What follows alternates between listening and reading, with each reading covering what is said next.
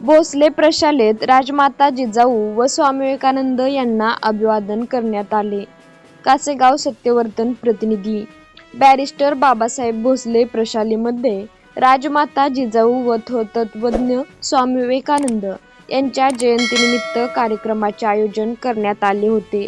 या कार्यक्रमासाठी संस्थेचे सचिव श्री सच्चिदानंद चौगुले हे प्रमुख पाहुणे म्हणून उपस्थित होते, तर कार्यक्रमाच्या अध्यक्षस्थानी प्रशालेचे मुख्याध्यापक श्री काशीनाथ जंगलगीसर होते. कार्यक्रमाच्या सुरुवातीस अध्यक्ष व प्रमुख पाहुण्यांच्या हस्ते राजमाता जिजाऊ व स्वामी विवेकानंद यांच्या प्रतिमांचे पूजन करण्यात आले. त्यानंतर विद्यार्थ्यांनी आपल्या मनोगतांद्वारे या थोर व्यक्तिमत्वांच्या कार्याचा गौरव केला.